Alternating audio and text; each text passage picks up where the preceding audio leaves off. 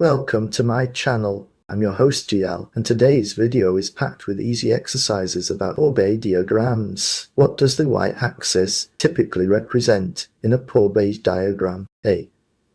Temperature. B. Pressure. C. Concentration. D. Electrode potential. E. Time.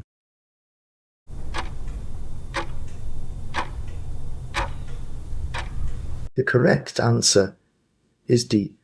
Electrode potential. What does a Pourbaix diagram primarily represent? A. Temperature versus pressure. B.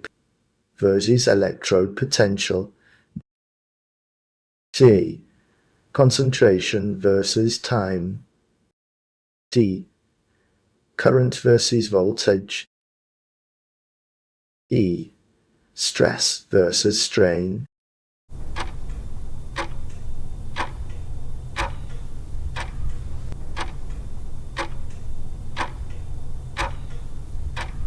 The correct answer is B. Versus electrode potential.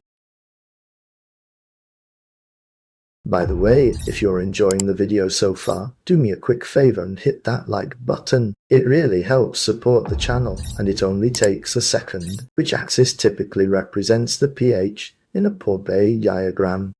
A. X-axis. B. Y-axis. C. Z-axis. D. No specific axis. E. Both X and Y axes.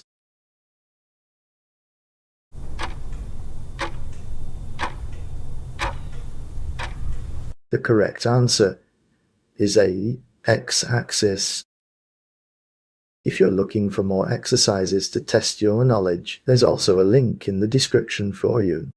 Thanks for sticking around till the end. If you enjoyed the video and want to see more content like this, make sure to hit that subscribe button. Thanks for watching.